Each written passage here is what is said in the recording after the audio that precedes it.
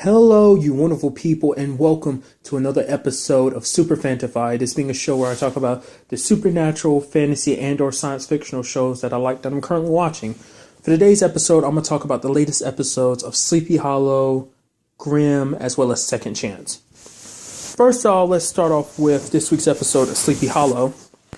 We have Abby going off into this kind of FBI survival retreat type of thing with the other members of the FBI, that including Foster, Reynolds, and some other people. Basically, she gets put on a team with Reynolds and Foster, and as well as there's another guy that's with them. But basically, when they're out there in the woods, they end up encountering a monster. It has a specific name, but I'm not even going to, I don't even remember it. I wouldn't even know how to begin how saying it, but it's like some kind of Dutch monster, and when you translate it, it translates to devourer. So basically, it's them trying to deal with this situation. I mean, obviously, Reynolds kind of doesn't get caught up in it because the monster typically ended up attacking when Reynolds wasn't around, fortunately enough. And that whole situation led to Foster. I keep forgetting her first name. Sophie. That's it. Sophie. It led to Sophie telling Abby's like, oh, you should tell Reynolds, Danny, about the supernatural, existing so that he could help us or something like that. And Abby's like, no, she doesn't want him to know, because for her, the supernatural has done nothing but take in her life. Like, ever since she was a little girl, all the supernatural has, since becoming aware of the supernatural, all it's ever done in her life is take. And, it's going, she doesn't want Danny to kind of get caught up in that, which, side note, I'll say is like, which is kind of wrong on her part, because it's like, whether or not he knows about the supernatural or not, it's not going to change anything. Even if you don't know / believe in the supernatural, that doesn't mean the supernatural still won't come after you and try and most likely succeed in killing you. So, but I get where she's coming from, because, ignorance is bliss. So, which in that situation, it did lead to Danny he holds a resentment towards Abby, specifically because Abby kind of doesn't talk about things, especially like the whole time she was going. He kind of even says he didn't Abby's like, well, then why'd you bring me back if you were so unsure of me, so unsure of me? And he was like, well, it wasn't my decision. She's like, what does that mean? And he's like, well, you're not privy to know that. Like, you won't tell me stuff, I won't tell you stuff. Which we know is the reason why he brought Abby back was because his boss, who we still haven't seen anything about that whole part of the storyline, but nevertheless. But, Abby has her reasons for keeping it from him. And, she even ends up telling him later on in the episode, it's kind of hard for her. It's scary opening up about, I don't, whether she's going to end up telling him everything, I don't know. I mean, because even if she did, he'd most likely think she was crazy anyway. But she's like, I'm going to try and be a little bit more open, because I like not just where we are, I like what we had before, and essentially telling him he's important to her, essentially, without going into too much detail about everything that went down. But that's not, this is this and that. Other things that happened in this episode, well, connected to that is the whole situation with Crane. Crane was going most of the episode because he was off meeting with some professor or whatever to understand that symbol they found last episode. It was a symbol, but it was in that gold-looking charm. Basically, went off to get that studied, and basically the professor pulled it apart because basically it's two halves put together. And then, it got Crane thinking, like, if the symbol is like that, what if there's something else that's like that? So he pulls out the tablet, the same one that they found, wasn't it, this season? That Sumerian tablet, that stone tablet, and he pulled it apart. There's two halves to it. He ends up putting a stone, like a half of each. He puts a half of the amulet on each side of the tablet, and then ends up showing him a vision of Abby, specifically her in the woods, dealing with this devourer monster. And it ended up... it ended up helping him lead. It's like, okay, I know she's in trouble now, which is kind of interesting, because it's like, as witnesses, it seems they're not just bound by fate and destiny. It seems like there is a underlining connection to it as well. So, something I completely missed over that I'm thinking about, and I'm going back to it. This week's monster, the Devourer, or whatever the case may be, it worked kind of like a vampire. I mean, in the sense of like it was more like a virus, like because the person that they were with, it wasn't Danny, but the other guy that they were with, he ends up getting bit by it, and it ends up infecting him, and he almost transforms into it. Granted, once the beast was killed, he was able to recover because it kind of worked on the same level as like a vampire. And what made this monster even more dangerous is because it kind of had the power of regeneration, but they were able to stop it in the end because they ended up having Crane as backup because he was able to the visions helped, but he was able to track down Abby and Sophie and help them out in the end.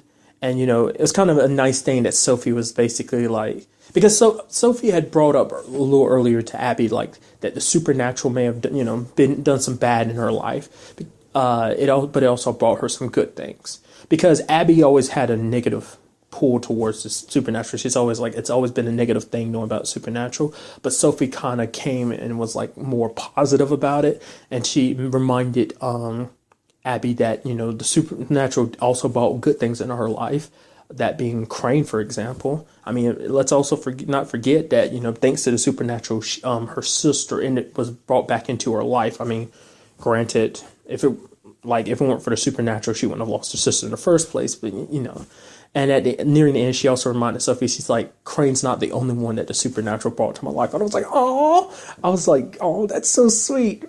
Buddies, friends, friendship. It's a beautiful thing. Sorry.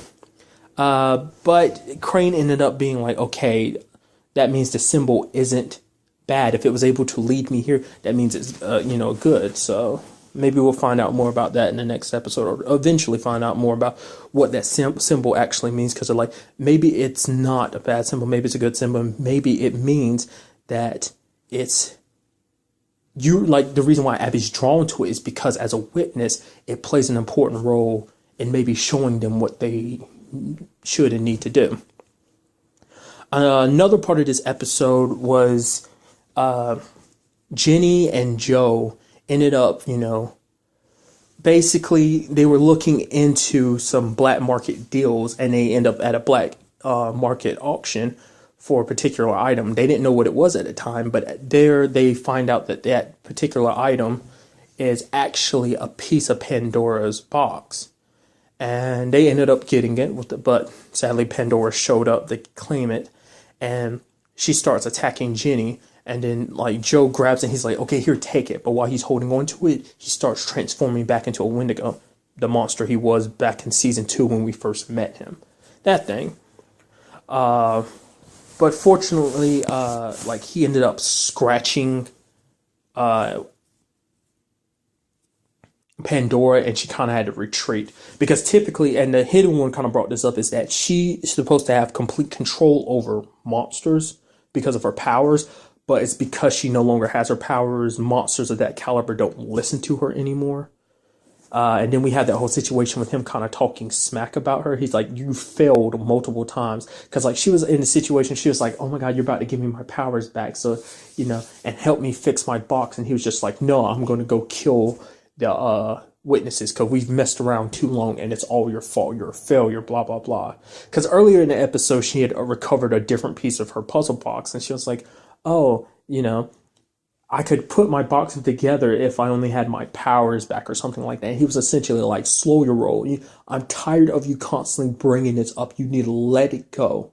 Essentially, it's kind of like, wow, dude. She gave her powers to you because all you did was sit around and complain about how weak you were. And now that she wants her powers back, you're being selfish about it. Like I said, I feel bad for Pandora because she's simply being used by the Hidden One. But she's so, I don't know. I get the feeling eventually she's going to join up with Crane and Abby to take down a Hidden One. I feel like she's going to resent him so much that she's going to end up turning against him. Kind of like the whole Katrina situation last season, kind of turning against Abby and Crane. So I feel like it's going to be kind of a similar situation. Maybe that's kind of the whole point, is for it to aim in a type of direction like that. But I don't know. That's just me guessing.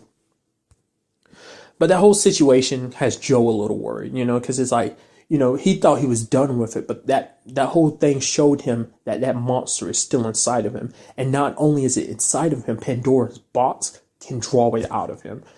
Jeannie hides it away. She's like, this way Pandora doesn't know where it is, and you don't know where it is. But he's still like, no, that thing is still inside me. And she tries to tell him, it's like, no, Joe, you're you. You don't have to worry about it. So we're going to see how that, where it goes from there. Now we're going to move on to this week's episode of Second Chance. This week's episode, picks up where last week's episode left off, where we find out, Mary is completely cured. But, with her being cured, that means that Pritchard is no longer necessary at the house. I mean, granted, they're both a little sad about it, Pritchard as well as Mary, because they don't want to admit it. At least at the beginning of the episode, they didn't want to admit it, but they wanted to stay in each other's life. He wanted to stay and she wanted him to stay. And, but Otto was 100% happy about it. He's like, no, Pritchard needs to get out of here. Like, he's interfered with our relationship long enough. Like, he's like, at this point, we can get back to being who we were. Like, get back to where we were before now. That's how Otto felt. And he was kind of super happy about the whole situation. I love that whole situation where we have Pritchard looking for a home, looking for a house, a new house to stay in. And, he's like, oh, well, Duvall, how about I stay with you guys? And Duvall's just making up excuses like, oh, yeah, what about this and what about that? And then he was like, wait a minute, Duvall, you don't actually want me to stay with you, do you? And then later on, he's kind of like, fine, you can stay with him. He's like, nah, I don't believe you. I don't think you're being sincere. I think you're just saying that just to say it. So I really thought that was funny. But this episode leads to the FBI investigating a series of murders. Basically, someone is going to these specific places, and he essentially is literally tearing these people apart, tearing flesh, as well as like breaking their bones. And eventually, everything leads to them finding out like the whole thing. Well, thanks to Mary, because Mary kind of injected herself into the investigation because, ever since the whole like her getting cured thing and him having to move out, it kind of, he wanted to kind of distance himself from her just because, he has feelings for her and didn't want to admit it. And so she kind of like hijacked, she had Arthur look into the FBI's case. She had him hack into the FBI to see what kind of case they're working on so she can help him out. It's kind of like, that's pretty sweet. That's like, it's kind of adorable. I will admit, they're hands down probably like my like top hurry up and get together couple. I'm wanting them to hurry up and get together because it's so obvious they want to be with each other. And it's just like, I think you two would be so adorable together. But end up finding out that basically all the places the murders take place is actually places that a particular person lived. And, nearing the end of the episode, we find out that that guy that, apparently that guy who had lived out those different places, he went missing 3 years ago. And so all the places these murders take place are, places he once called home.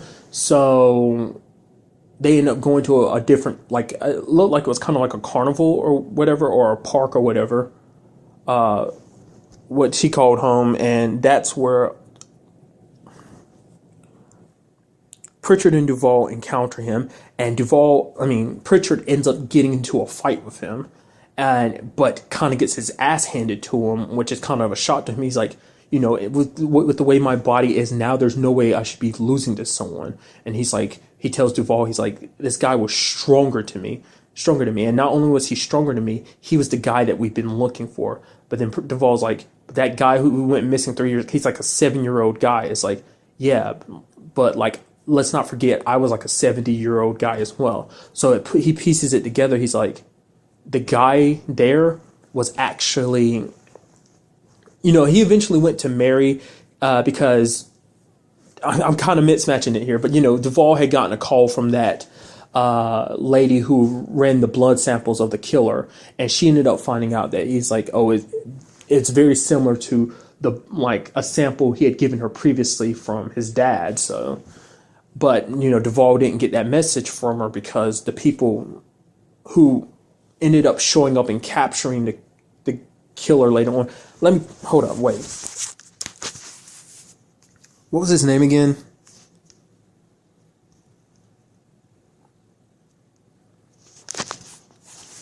Albert Lynn, that was his name. I was trying to remember what his name was. It's Albert Lynn. Albert Lynn had got captured by these guys because they showed up and tranked him near the end of the episode. But essentially, Mary ended up hacking into the lady. Her name was Gloria, the woman who helped Duvall check the blood samples. Gloria, like the message, like that conversation was still on the phone. So they hacked into her phone, I guess her service provider, and played back the message, and ended up finding out that the blood was exactly like Pritchard's, like that he was in fact brought back. That Albert Lynn was in fact brought back, and then Pritchard asked Mary's like, who are the others? Like, Mary's kind of like shocked because she's like, what do you mean others? And Pritchard's like, what about, how many other people were there? And she's like, the only person she knew about was Pritchard. Him. He was the only person she was aware of. And then he's like, well, what about Otto? Which means Otto has made many others in the past. Pritchard wasn't the first person he's brought back like that. There have been others. Which leads into, we finding out more and more about Alexa. Finding out, like, what her whole deal is. Because I think I brought this up previously, like, about, like, what I thought her whole situation was. That she was kind of, obviously she was an abandoned project by Otto. Which is the case. But, the situation is she wants to steal Otto's research so that she can do what he did to her husband. Because they were supposed to grow old together and everything, but she ended up dying before him. But when she came back to life, she looked the way she did. So she kind of wants to steal Otto's research and give it to Connor so they can replicate it and do it to her husband, George. George kind of isn't okay with it. He kind of wants to be like, no, it's okay. You should let me go. She's like, I don't want to let you go. She's like, we're so close to, like, just hang on, George. And, once it's all said and done, we can be together. He's like, because George is kind of, he's like, I've lived a very long life. Is it right or natural for me to, like, kind of get another start, essentially? So that's Alexa's, like, whole situation behind it, which makes you wonder, like, what is Connor's reason for it? I don't think it hasn't really been disclosed. I mean, I can only assume it's the money and recognition, as well as the fame. I know I'm just, the fame. Essentially all the fame he'll get from taking Otto's work and going public with it. I mean, granted, they wanted to go public with, the whole cure for Mary's illness. Granted, they didn't want to disclose that they were getting the blood from Pritchard, but, they were going to use his blood and kind of go out in the world and say, like, oh, here's a cure. But the actual thing that they're doing to Pritchard, I guess that's going to be like a very kept secret. So Connor wants to take it and probably go public with it. At the end, we find out those guys, same guys that captured Albert Lynn at the end of the episode, as well as killed that lady Gloria, actually worked for Connor. Apparently, whatever the situation is, Albert Lynn had escaped from Connor's facility. So he's like, put him back and tell me exactly how he got out. So there's no telling how many other people, he's found besides Albert and Alexa. I mean, not unless Albert was someone he made himself. Maybe Otto didn't make Albert. Maybe Connor took what little... Well, no, because Connor still doesn't know exactly how to do it, so there's no way it could be him. So it was 100%... It has to definitely be Otto. So Otto definitely made Arthur... Albert. I don't know why I called him Arthur. It definitely made Albert the way he is, just like he did Alexa. So... just how many people did Otto do that to? I mean, we're going to kind of get those. I saw the previews to next episode, and it seems like we're going to possibly get those answers. I guess that really all comes down to Otto. So now moving on to this week's episode of Grimm, which is a special episode because it is the 100th episode of Grimm. Some pretty interesting things went down this episode. Nick and Monroe find the church that they've been looking for. The little part in the ground that they fell into at the end of the previous episode, well, the church was underground. That's how they kept it hidden. And, after looking around and figuring stuff out, they end up finding a chest inside that place.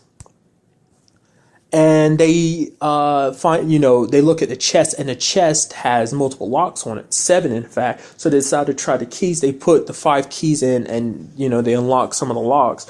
But they won't be able to open it without the other 2 keys. They take the chest and, leave. I mean, they tried to leave, but then they soon realized that they were followed by the priest from the church as well as the other vessel he had brought along with him. They were able to escape though, and made their way back to Portland. In this episode, we also have that it kind of picks up right where that whole situation with Andrew, the mayor candidate, that whole situation with him shot. Wu and Hank tried to track down the killer, but he ended up getting away. He ended up scaling down the building. But Eve was right on his track, and she followed him. And like when he was busy talking on his phone, Eve manipulated, I don't know whether it's just the guy's legs or whether it was the guy's bike, but some guy was riding on a bike, and he ended up crashing into him, kind of knocking him out, or knocking him to the ground. And then she went over and kind of did some kind of hex and beast breath on him and kind of knocked him out. And it's like, which it makes me think, like, is that something all Hex and Beast can do, or is that just something specifically Juliet can do? Because it's like, you never saw Adeline do anything like that. I mean, specifically controlling, like, objects. Like, I mean, maybe they have been, and I'm just being stupid about it. I don't know. It just seemed like something I don't think Hex and Beast do, but maybe they do, and I'm just like, someone will probably be like, oh no, definitely Hex and Beast can do stuff like that. It's been proven in blah blah blah season and blah blah blah episode, and I'm just being stupid and don't remember. But nevertheless, she takes his phone, and Meisner and the group end up, tracing his phone, well, more so tapping it, and end up returning it to him. And while he's in the hospital, they end up, he ends up calling, that other guy that he's working with. This same guy, though, says like, oh, don't worry, we'll pick you up. He says that, but then he calls Sean Renard and tells him exactly where the shooter is. So Sean, Hank, as well as Wu go there to catch him. He goes off running. Him and eventually, Sean kind of blocks him off, and him and Sean get into a fight, which ends with Sean taking him down, killing him. Which, doesn't sit too well with Meisner, because Meisner had the whole situation set up so it's like, okay, so we can follow him back to the people that, he's working for. Obviously, because he's working for Black Claw, this would end up leading to them, being able to follow, trace him back so they could make their way up the food chain type of situation. But Sean kind of messed that up. But while, also pretty big thing that happened is like Sean ended up reviewing the tape, and he notices that the redhead, just like I said it last episode, she was totally part of it, just the way she was acting. But the redhead on stage, he ended up looking through the video, and he saw it, so that she was on the phone, and while Andrew was having the speech, she looked up right at the building where the shooter was. And, he ends up, going, okay, obviously she's a part of this. He ends up confronting her, and in fact, she's part of Black Claw. In fact, she's also working with the same guy that sent Sean after the shooter. It turns out their whole plan was to get Andrew out of the way so that, but the whole situation was meant to make it so that Sean would look like a hero, because they want him to be the next mayor. So basically this whole situation was to get him to that position where it's like, oh, he can run for mayor. Specifically so that Black Claw can get him into a mayor position, so that, obviously they could be like, okay, we have a mayor on our side to make things work a little easier. I mean, that's what it's all about. I mean, Sean doesn't really give an answer to this whole thing. I hope he says no, but part of me is like, maybe all that power will be very tempting to him. I hope not. If at the very least, I hope he says yes, just so that he can, infiltrate them and be like, oh, they think he's on their side, but when he's not. Another pretty big thing that happened in this episode is we have that guy, Tony, who's been calling Rosalie all the time on the phone. She constantly kept ignoring him. Basically shows up, he's like, I need some money. He needs like $5,000, and Rosalie won't give it to him, so he decides to start trashing the place. And he ends up even hitting Rosalie, and ends up going after Adeline. And Adeline's kind of panicking. And just when he's about to hit her, his hand stops, and his fingers start bending back and breaking. And then he, and, obviously runs away. And then this makes Adeline freak out because this means her powers, her Hex and Beast side is coming back. And she's freaking out. She's like, no, this can't be happening. This can't be happening, please. And Rosalie's trying to calm her down. I was like, no, maybe it's just a temporary thing. And she's panicking. She's like, I don't want to go back to who I was before, She's like, I don't want it to be back who I was. She's like, Rosalie tries to ease her mind. She's like, even if you go back to being a Hexen Beast, it doesn't mean you'll go back to who you were. She's like, but you don't know what it does. Like what a Hexen Beast makes you, how that whole thing, like how it makes you feel, how it makes you think. She's like, you can't tell Nick. Please don't tell Nick, because she's like, for one, specifically where they're at now. She doesn't say so, but it also plays a big role as where they are relationship wise, obviously. But a big part is because she's afraid he'll kick her and Kelly out. Maybe she might even be thinking worse, like he'll kick her out but keep Kelly. She'll lose another kid. That's how she thinks. I don't think Nick would do that, but I know this is going to complicate things now, because let's not forget who she was as a Hexen Beast, and her turning back into a Hexen Beast is just going to remind Nick of like all the bad stuff she's ever done it to him. So, whatever feelings he might have for Adeline might be clouded simply because because he's obviously falling for her too, just like she fell for him. He's definitely falling for her, whether he realizes it to an extent, but he's not 100% sure on it. But it's an obvious thing. And even if it's not obvious to him, I want it to be obvious to him. I want him and Adeline together, because I think it'd be so amazing. I said it, I went to over it last time. I really want them together. But, he might not be able to look past that to see who she is. Now he might just only be seeing the Hexen Beast, the woman that's caused him so much pain before. So. But at the very end of the episode, we have Monroe and Nick back in... At the very end, we have Monroe and Nick back in Portland. And we have them, calling everyone Hank and Wu. And they get there and they're trying to open up the chest. They end up using the keys, and with a little lock picking on the other two locks, as well as a little bit of Nick's blood, they end up opening the chest, and inside they find a stick, or at least what seems like a regular old stick, and I really like the fact that they start throwing out theories like, maybe it's, maybe it just looks like a stick. Maybe one theory I think was thrown out was like, oh yeah, what if it's actually from the tree of wisdom or knowledge, basically the tree that Adam and Eve took the apple from. And basically, I think it was Wu had said like, oh, what if this stick leads to like opening the gates of hell and stuff like that. And just when they're about to put it up, Monroe, who had gotten bitten earlier in the episode, is kind of being affected by it because there was actually poison in the bite. And they're trying to, get him ready. And they're holding, like, Nick is touching his arm while he still has a stick in his hand. And Monroe's wounds start slowly healing. So, I guess, we don't know what that whole situation is. Is it just a stick? Or is it because Nick, as a Grimm, was holding the stick?